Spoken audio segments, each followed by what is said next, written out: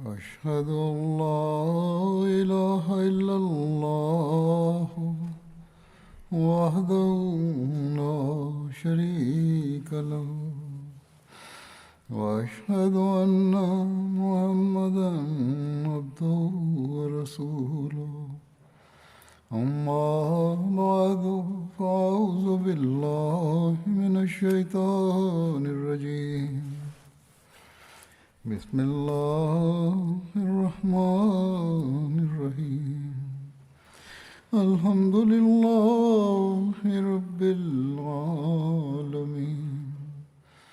الرحمن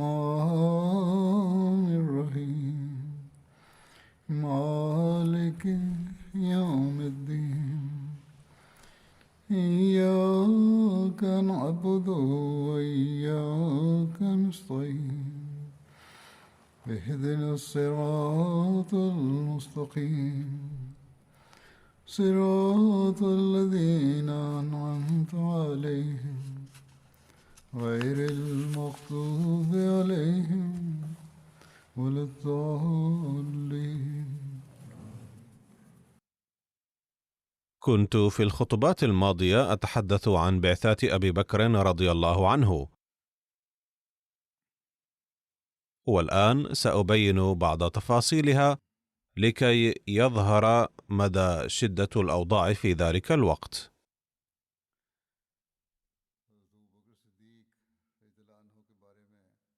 وكنت ذكرت أنه بعث 11 بعثة،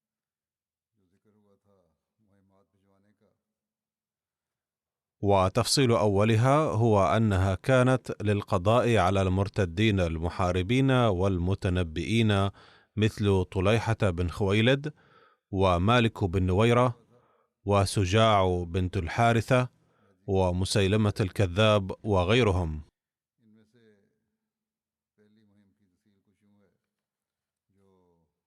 عقد أبو بكر رضي الله عنه لواء لخالد بن الوليد وأمره بمواجهة طليحة بن خويلد، فإذا فرغ منه سار إلى مالك بن نويرة بالبطاح إن أقام له، أي إن أصر على القتال. والبطاح هو اسم ينبوع في منطقة بني الأسد.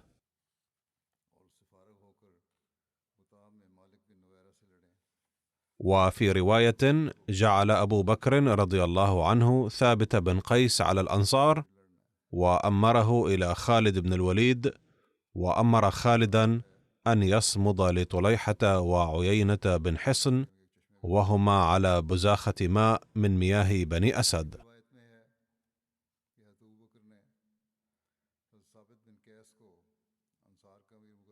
لما عقد أبو بكر رضي الله عنه لخالد بن الوليد على قتال أهل الردة قال: إني سمعت رسول الله صلى الله عليه وسلم يقول: نعم عبد الله وأخو العشيرة خالد بن الوليد، وسيف من سيوف الله سله الله عز وجل على الكفار والمنافقين.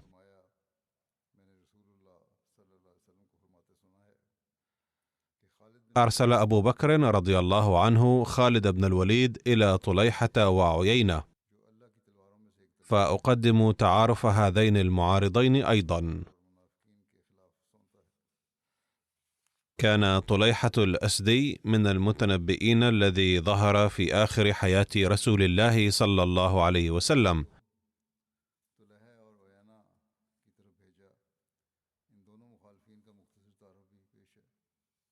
وكان اسمه طليحة بن خويلد بن نوفل بن نضلة الأسدي.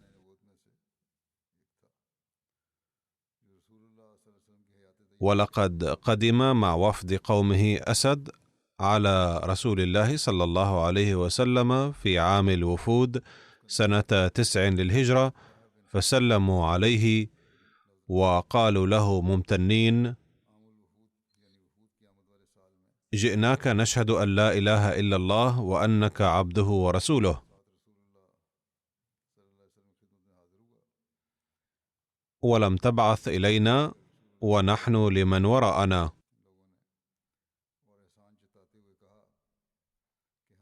ولما عادوا ارتد طليحة وتنبأ وعسكر في سميراء،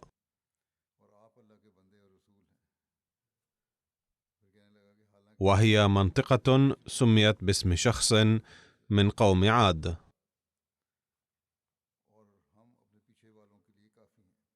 وتقع على بعد منزل من المدينة نحو مكة.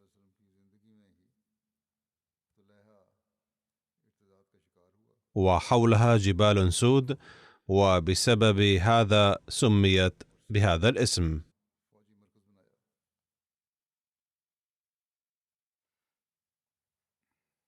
واتبعه العوام. وأول سبب لضلال الناس هو أنه كان مع بعض قومه في سفر فأعوزهم الماء، وغلب العطش على الناس فقال: اركبوا أعلالا، أي اسم فرسه، واضربوا أميالا تجدوا بلالا. ففعلوا فوجدوا الماء، فكان ذلك سبب وقوع الأعراب في الفتنة. لعله كان يعلم سلفا أن هناك ماء، فأرسل الناس إليه بذكاء، مما أوقع الأعراب الجهلة في الفتنة. ومن خزعبلاته أنه رفع السجود من الصلاة، وكان يزعم أن الوحي يأتيه من السماء، وكان يقدم أسجاعا له مدعيا أنها وحي.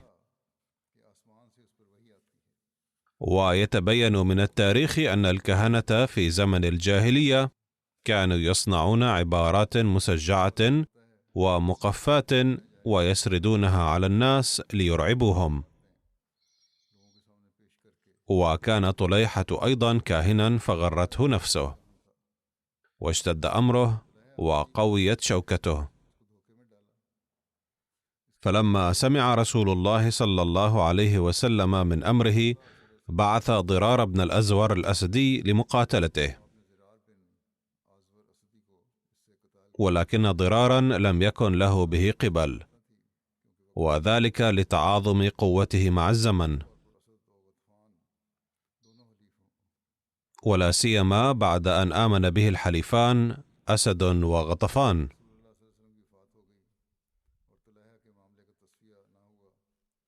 وتوفي رسول الله صلى الله عليه وسلم ولم يحسم أمر طليحة، وتولى الخلافة أبو بكر الصديق رضي الله عنه، وعقد الألوية للجيوش، وعين الأمراء للقضاء على المرتدين. فوجه إلى طليحة الأسدي جيشا بقيادة خالد بن الوليد. ما كان هؤلاء مرتدين أو متنبئين فقط، بل كانوا أيضا يحاربون المسلمين ويسعون لإيذائهم. وأما عيينة بن حصن فقد ورد عنه أنه قاد بني فزارة في غزوة الأحزاب، وفي الغزوة نفسها أراد 3 جيوش برفقة بني قريظة شن الهجوم على المدينة، فكان أحد هذه الجيوش جيش عيينة. وبعد هزيمة الكفار في غزوة الأحزاب قصد الهجوم على المدينة مرة أخرى، ولكن رسول الله صلى الله عليه وسلم خرج من المدينة لمواجهته واضطره للهزيمة، وهي تسمى غزوة ذي قرد. وأسلم عيينة بن حصن قبل فتح مكة، وشهد الفتح مسلما، وشهد حنينا أو الطائف أيضا. وبعثه رسول الله صلى الله عليه وسلم على سرية في 50 رجلا من العرب، ليس فيهم مهاجري ولا أنصاري إلى بني تميم. وسبب هذه السرية أن بني تميم منعوا عامل النبي صلى الله عليه وسلم من الصدقات. ثم في عهد الصديق رضي الله عنه حين ارتدت العرب وقع عيينة أيضا في فتنة الارتداد، ومال إلى طليحة وبايعه، ثم عاد إلى الإسلام فيما بعد. كان هؤلاء الناس يحاربون ضد الإسلام ثم أسلموا ثم حاربوا ضده. ثم ورد أنه لما أرزت عبس وذبيان ولفها إلى البزاخة، أرسل طليحة إلى جديلة والغوث، وهما فرعان من بني طي، أن ينضموا إليه، فتعجل إليه أناس من الحيين وأمروا قومهم باللحاق بهم، فقدموا على طليحة. وبعث أبو بكر عديا قبل توجيه خالد من ذي القصة إلى قومه أي بني طي، وقال: أدركهم لا يوكلوا. فخرج إليهم فقتلهم في الذروة والغارب. والذروة بلد في منطقة غطفان، وقيل إنه اسم ينبوع بني عوف في بني مرة. وخرج خالد في أثره، وأمره أبو بكر أن يبدأ بطي على الأكناف، ثم يكون وجهه إلى البزاحة، ثم يثلث بالبطاح ولا يريم إذا فرغ من قوم، حتى يتحدث إليه وينال أحكاما جديدة. وأظهر أبو بكر أنه خارج إلى خيبر ومنصب عليه منها، فذاع هذا الخبر بين الناس حتى يلاقي خالدا بالأكناف، أكناف جبل سلمى.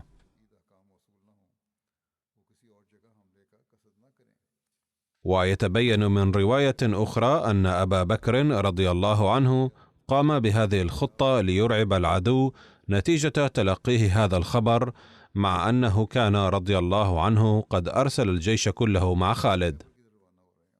خرج خالد فزوار عن البزاحة وجنح إلى أجأ. البزاحة وأجأ جبلان يقعان شمالي سميراء،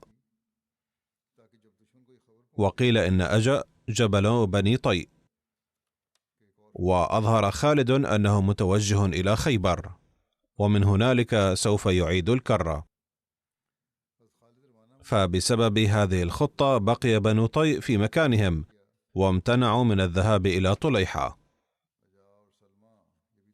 وقدم عدي إلى بني طي ودعاهم إلى الإسلام، فقالوا: لا نتابع أبا الفصيل. كانوا يقصدون به أبا بكر رضي الله عنه.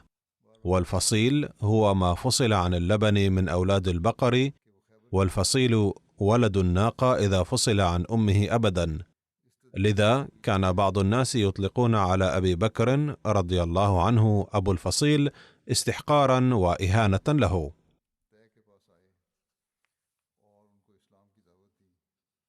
فقال: لقد أتاكم قوم ليبيحن حريمكم ولا تكنننه بالفحل الأكبر، أي ستذكرون أبا بكر حين ذاك بأنه الفحل الأكبر. إنكم تذكرونه الآن بأبي الفصيل استحقارا واستخفافا له، ولكن سيأتي وقت حين تضطرون لذكره بكنية الفحل الأكبر. فقال بنو طي بسماع ذلك: فاستقبل الجيش فنهنه عنا حتى نستخرج من لحق بالبزاحة منا، فإن إن خالفنا طليحة وهم في يده قتلهم الله أو ارتهنهم. كان معروفا عنه أنه لا يترك أعداءه أحياء. فقال الناس من بني عدي أيضا بأن أفراد قبيلتنا موجودون هنالك، فلو رجعنا أو علم أننا سنسلم فسيقتل أهل قبيلتنا. فاستقبل عدي خالدا وهو بالسنج، فقال: يا خالد، أمسك عني 3 يجتمع لك 500 مقاتل، تضرب بهم عدوك خير من أن تعجلهم إلى النار وتشاغل بهم. أي سينضم إليك أناس من قبيلة طي ويحاربون عدوك. ففعل وعاد عدي إليهم، وقد راسلوا إخوانهم فأتوهم من بزاحة كالمدد، أي أرسل أناس من القبيلة إلى أصحابهم أن يعودوا فورا، لأن المسلمين عازمون على غزو قبيلة طي قبل شن الهجوم على جيش طليحة، لذا فليعودوا ويتصدوا للهجوم. فعادوا إلى قومهم كالمدد، ولولا ذلك لم يتركهم طليحة وأصحابه على قيد الحياة. فعاد عدي إلى خالد وأخبره بدخول قبيلته الإسلام مجددا. يقول أحد المؤرخين بأن من أعمال بني عدي الجبارة دعوتهم قومهم للالتحاق بجيش المسلمين،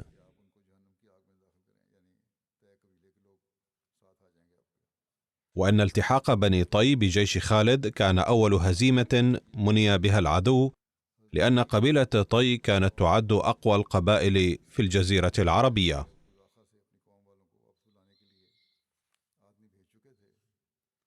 وكانت القبائل الأخرى معترفة بأهميتها وبقوتها وطاقتها فتهابها.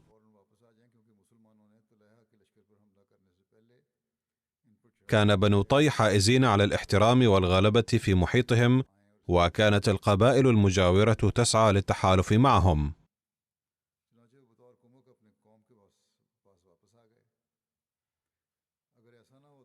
من هنا ارتحل خالد نحو الأنسر وهو ينبوع بني طي، وكانت محاطة بالسكان، يريد جديلة.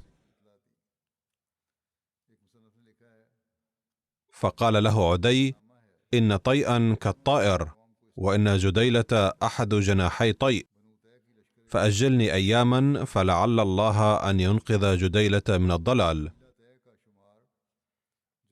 أي يعود إلى الإصلاح بغير القتال، كما أنقذ الغوث وهو فرع من قبيلة طيء.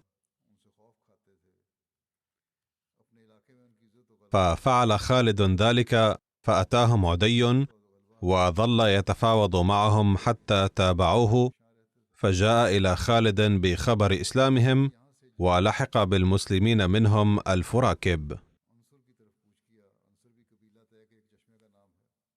وبعد إسلام بني طي ذهب خالد إلى طليحة الأسدي.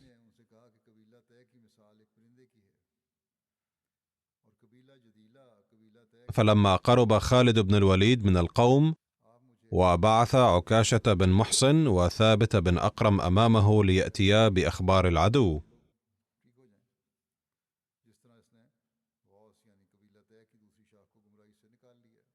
فحين اقتربا منهم خرج طليحة وأخوه سلمة طليعة لمن وراءهم، فالتقيا عكاشة بن محصن وثابت بن أقرم.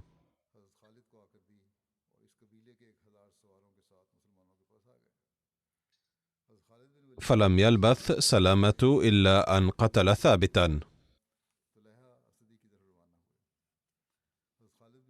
فلما رأى طليحة أن أخاه قد فرغ من خصمه صرخ وقال: يا سلمة، أعني على الرجل فإنه قاتلي. فاكتنفا عكاشة حتى قتلاه ورجعا إلى من وراءهما.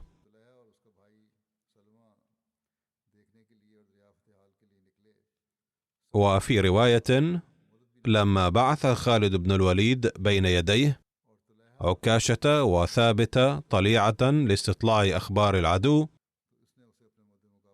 فتلقاهما حبال ابن أخي طليحة فقتلاه. لا نعرف مدى صدق هذا الخبر، ما إذا كان ابن أخي طليحة قد قتل لأنه كان قد استعد للقتال معهما أم بدونه، وذلك على فرض صحة هذه الرواية، لأن عكاشة وثابت كانا قد ذهبا لاستطلاع الأخبار لا للقتال.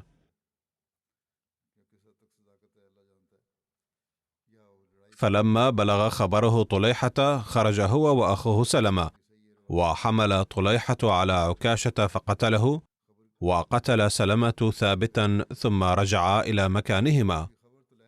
وأقبل خالد بالناس حتى مروا بثابت قتيلا، فلم يفطنوا له حتى وطئته المطية بأخفافها، فكبر ذلك على المسلمين، ثم نظروا فإذا هم بعكاشة بن محصن صريعا، فجزع لذلك المسلمون وقالوا: قتل سيدان من سادات المسلمين وفارسان من فرسانهم، فأعد خالد جنوده للقتال ورتبهم ثم انصرف نحو طي. وفي رواية عن عدي بن حاتم قال: بعثت إلى خالد بن الوليد أن سر إلي فأقم عندي أياما حتى أبعث إلى قبائل طي، فأجمع لك منهم أكثر ممن معك، ثم أصحبك إلى عدوك. قال: فسار إلي.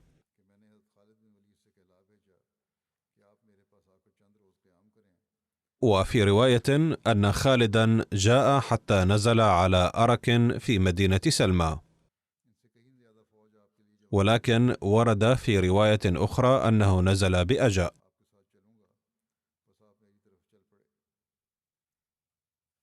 ومن هنا عبأ خالد جيشه لحربه مع طليحة، ثم سار حتى التقيا على بزاخة. فلما بدأ الناس القتال قاتل عيينة من جانب طليحة في 700 من بني فزارة قتالا شديدا،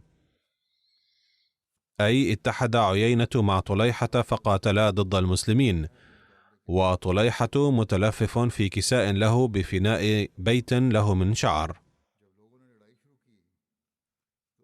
حيث نصب نفسه نبيا وجلس في خيمته يتنبأ لهم، حيث كان يأمرهم بالقتال، أما هو فسيخبرهم عن نتائج الحرب جالسا هناك، والناس يقتتلون. فلما هزت عيينة الحرب وضرس القتال كر على طليحة فقال: هل جاءك جبريل بعد؟ أي قال له بأننا نواجه حربا ضروسا، وكنت تقول أنك تتلقى وحيا وأن جبريل سيخبرك عما سيحدث، فأخبرنا الآن عن النتيجة، وهل جاءك جبريل أم لا؟ قال: لا. فرجع عيينة فقاتل حتى إذا ضرس القتال وهزته الحرب كر على طليحة فقال: لا أبا لك، أجاءك جبريل بعد؟ قال: لا والله. قال: يقول عيينة حلفا حتى متى؟ قد والله بلغ منا. قال: ثم رجع فقاتل حتى إذا بلغ كر عليه فقال: هل جاءك جبريل بعد؟ قال: نعم. قال: فماذا قال لك؟ قال لي: إن لك رحا كرحاه وحديثا لا تنساه. قال: يقول عيينة: أظن أن قد علم الله أنه سيكون حديثا لن تنساه. فجاء عيينة إلى قومه فقال: يا بني فزارة انصرفوا، فهذا والله كذاب. فانصرفوا عن القتال وانهزم الناس، فغشوا طليحة يقولون: ماذا تأمرنا؟ وقد كان أعد طليحة فرسه عنده، وهيأ بعيرا لامرأته النوار، فقام فوثب على فرسه وحمل امرأته ثم نجا بها، وقال: من استطاع منكم أن يفعل مثل ما فعلت وينجو بأهله فليفعل، أي أمرهم أن يهربوا من ميدان الحرب. ثم سلك الحوشية حتى لحق بالشام وانفض جمعه، وقتل الله منهم من قتل. وفي رواية: مضى طليحة هاربا من ميدان الحرب حتى نزل كلب على النقع فأسلم، والنقع موضع في ضواحي الطائف قرب مكة. وقيل أنه لم يزل مقيما في كلب حتى مات أبو بكر وبنو عامر قريبا منهم على قادتهم وسادتهم، وتلك القبائل من سليم وهوازان على تلك الحال. فلما أوقع الله بطليحة وفزارة ما أوقع، أقبل أولئك يقولون: ندخل فيما خرجنا منه، أي جاءوا ودخلوا الإسلام بأنفسهم، ونؤمن بالله ورسوله ونسلم لحكمه في أموالنا وأنفسنا. وورد في رواية تاريخ الطبري: أقبلت بنو عامر بعد هزيمة أهل بزاخة يقولون: ندخل في دين الله الذي خرجنا منه. فبايعهم خالد على ما بايع عليه أهل البزاخة من أسد وغطفان وطيء قبلهم، وأعطوه بأيديهم على الإسلام. وكانت كلمات بيعتهم كالتالي: يؤخذ منكم عهد الله تعالى أنكم لا تؤمنن بالله وبرسوله صلى الله عليه وسلم، ولا تقيمن الصلاة، ولا تؤتن الزكاة، وتبايعن على هذا من طرف أبنائكم ونسائكم أيضا. فكانوا يقولون: نعم. ولم يقبل خالد من أحد من أسد ولا غطفان ولا هوازان ولا سليم ولا طيء، إلا أن يأتوه بالذين حرقوا ومثلوا واعتدوا على أهل الإسلام في حال ردتهم، فأتوه بهم. لقد أخذ خالد منهم البيعة بشرط أن يسلموا إليه أولئك الذين أضروا بالمسلمين وقتلوهم وأحرقوا بيوتهم وأحرقوهم ومثلوا بهم. فقال لهم: إنه يجب أن يسلموا له جميع المجرمين الذين ارتكبوا هذه الجرائم، وبعدها سيقبل بيعتهم. وقال: إنه لن يقبل بيعتهم دون ذلك، أي يجب أن يقدموا له جميع المجرمين أولا. فسلمتهم تلك القبائل لسيدنا خالد، فقبل منهم بيعتهم، ومثل بالذين اعتدوا على المسلمين فأحرقهم بالنيران. على كل حال قد عوقبوا بمثل ما ارتكبوا من المظالم على المسلمين، كما بينت في الخطبة الماضية.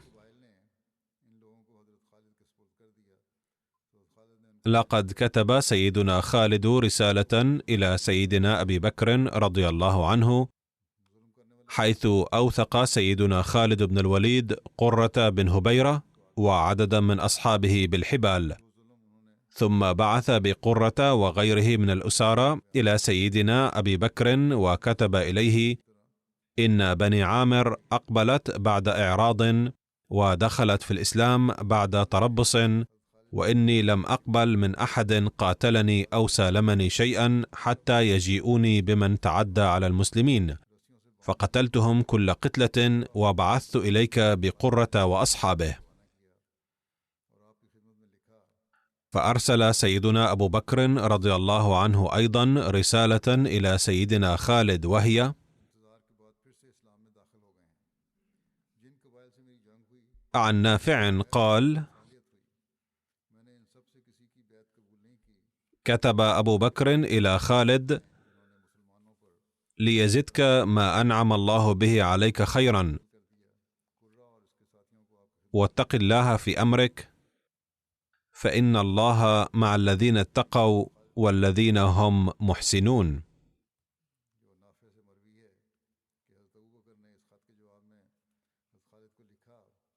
جد في أمر الله ولا تلن،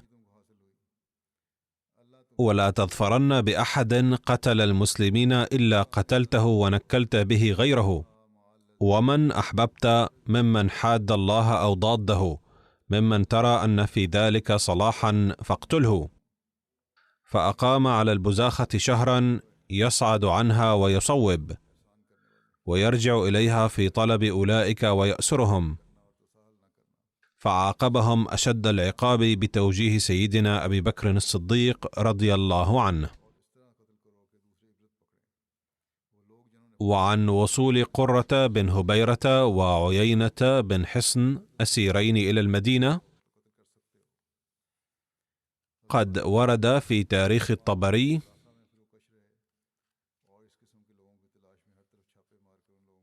لما فرغ خالد من أمر بني عامر وبيعتهم على ما بايعهم عليه، أوثق عيينة بن حصن وقرة بن هبيرة، فبعث بهما إلى أبي بكر فلما قدما عليه قال له قرة: يا خليفة رسول الله، إني قد كنت مسلما، ولي من ذلك على إسلامي عند عمرو بن العاص شهادة، قد مر بي فأكرمته وقربته ومنعته.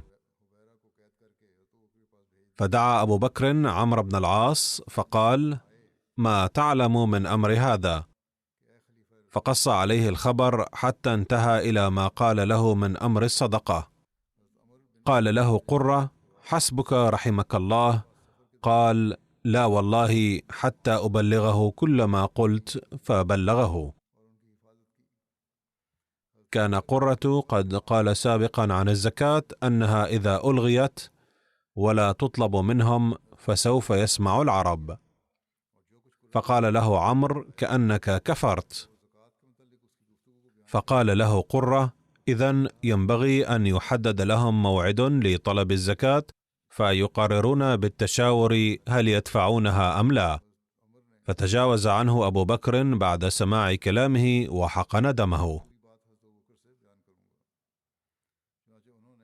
أما عيينة بن حصن فقد جاء إلى المدينة ويداه مجموعتان إلى عنقه بحبل، ينخسه غلمان المدينة بالجريد، يقولون: أي عدو الله، أكفرت بعد إيمانك؟ فيقول: والله ما كنت آمنت بالله قط. فتجاوز عنه أبو بكر وحقن له دمه. وكتب مؤلف آخر أن عيينة جيء به إلى خليفة الرسول صلى الله عليه وسلم سيدنا أبو بكر رضي الله عنه، فعفى عنه عفوا لم يكن يتوقعه. فقد أمر بحل يديه ثم طلب منه التوبة، فأعلن أنه يتوب توبة نصوحا، واعتذر معترفا بأخطائه، وأسلم وحسن إسلامه. لقد أسلم مدعي النبوة الكاذب والمتمرد طليحة الأسدي أيضا، فقد ورد عنه أن ما دفعه إلى الإسلام أنه حين بلغه أن أسدا وغطفان وعامر قد أسلموا، أسلم هو الآخر، ثم خرج نحو مكة معتمرا في إمارة أبي بكر، ومر بجنبات المدينة، فقيل لأبي بكر: هذا طليحة. فقال: ما أصنع به؟ خلوا عنه فقد هداه الله للإسلام. ومضى طليحة نحو مكة فقضى عمرته، ثم أتى عمر للبيعة حين استخلف، فقال له عمر: أنت قاتل عكاشة وثابت، والله لا أحبك أبدا. فقال: يا أمير المؤمنين، ما تهم من رجلين أكرمهما الله بيدي إذ استشهدا، ولم يهني بأيديهما، أي لم أواجه الهوان بالموت إثر هجومهما، وإلا لدخلت جهنم، لكنني أنال اليوم فضل الله بإسلامي. فبايعه عمر، ثم قال له: يا خداع، ما بقي من كهانتك؟ قال: نفخة أو نفختان بالكير. ثم رجع إلى دار قومه فأقام بها حتى خرج إلى العراق، وأحرز إنجازات رائعة في الحروب ضد الفرس. فقد شارك بعد إسلامه في حروب العراق وأحسن القتال، ثم استشهد في معركة نهاوند في عام 21 من الهجرة.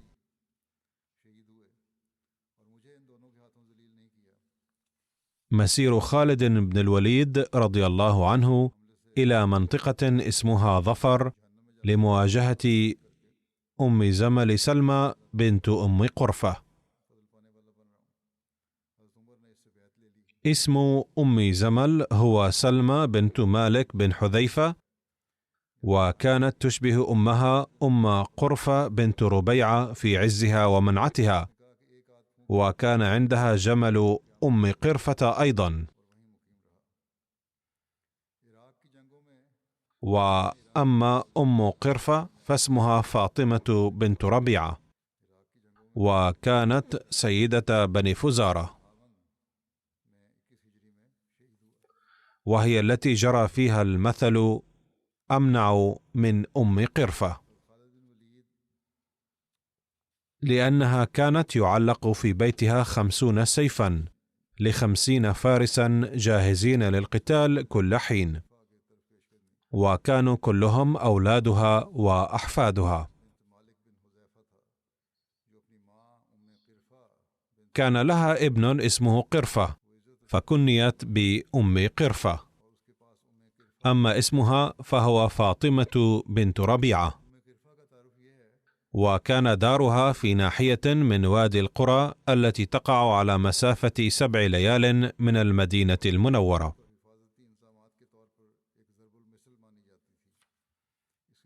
ووقعت سرية أم قرفة في العام 6 الهجري، وكان أحد أسباب قتل أم قرفة أنها تآمرت للهجوم على المدينة واغتيال النبي صلى الله عليه وسلم.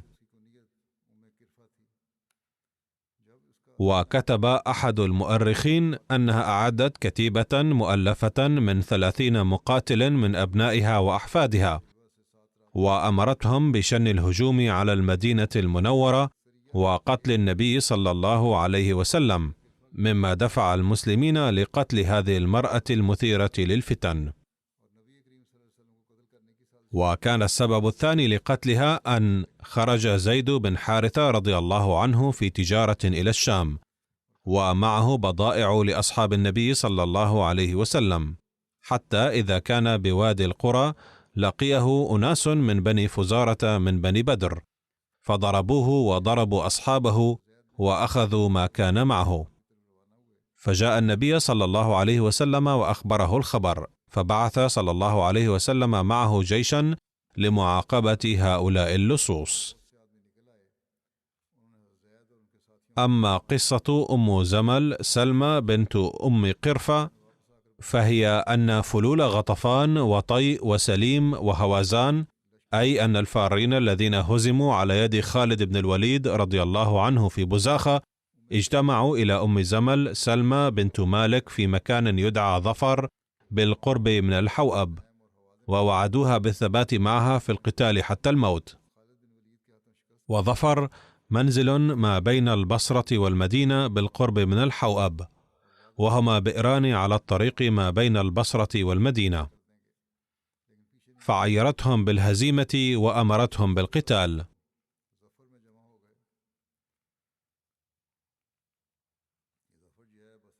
ثم صعدت سائرة في القبائل تدعوهم إلى حرب خالد حتى اجتمعوا لها وتشجعوا على ذلك، فكانت هي محرضة على قتال المسلمين،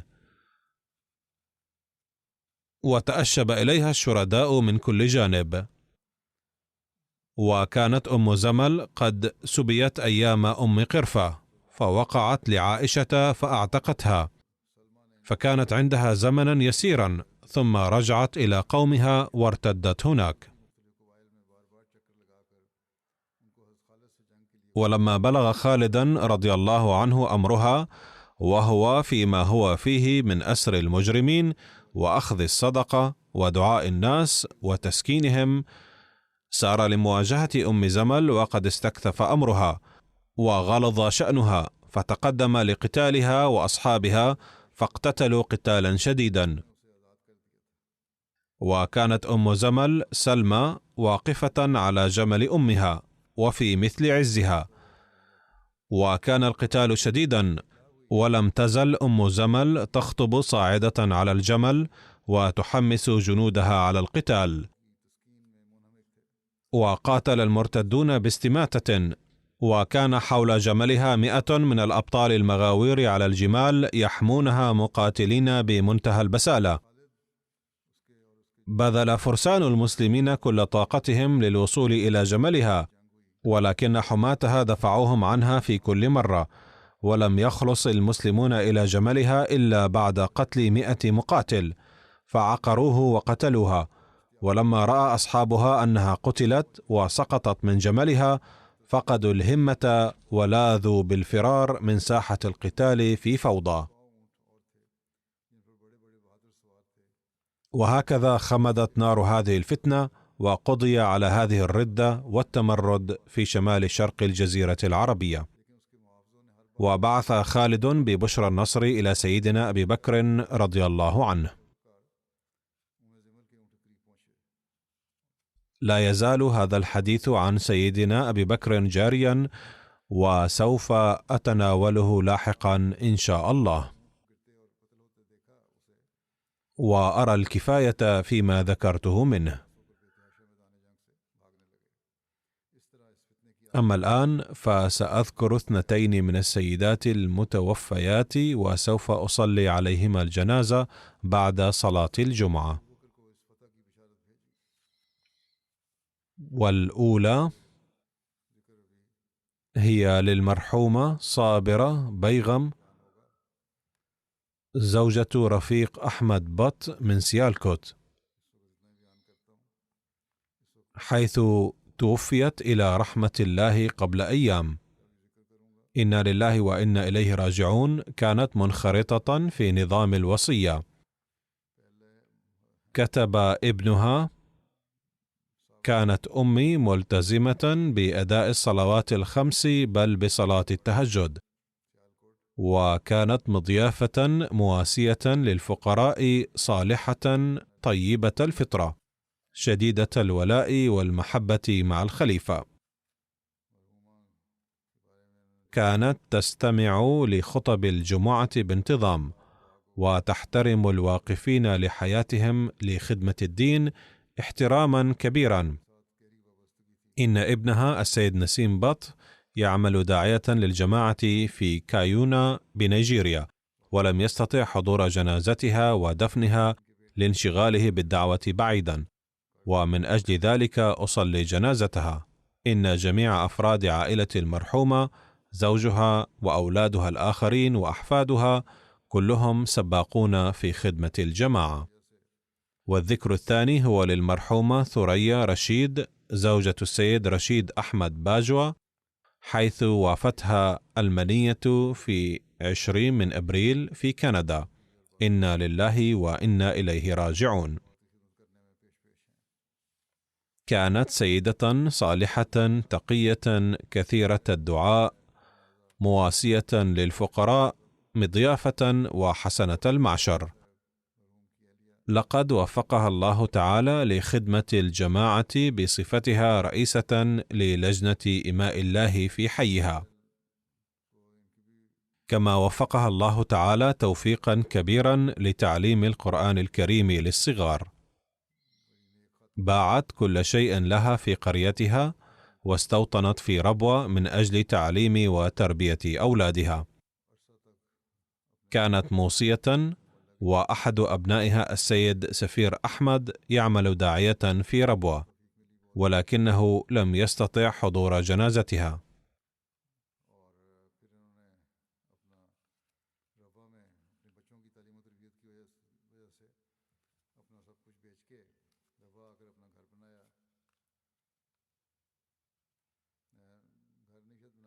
وإحدى بناتها أيضا متزوجة من أحد الدعاة. تغمد الله المرحومتين بواسع مغفرته ورحمته، ووفق أولادهما ونسلهما بالحفاظ على حسناتهما ومحاسنها.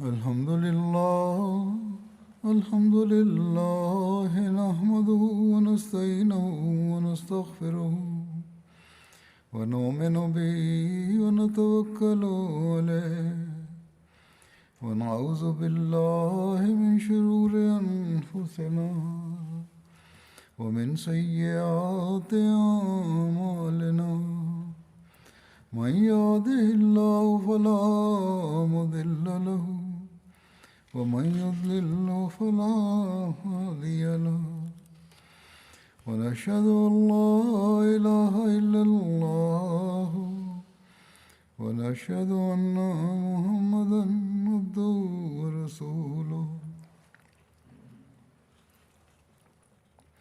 عباد الله رحمكم الله إن الله يأمر بالعدل والإحسان وإيتاء ذي القربى وينهى عن الفحشاء والمنكر والبغي يعظكم لعلكم تذكرون اذكروا الله يذكركم وادعوه يستجب لكم ولذكر الله أكبر.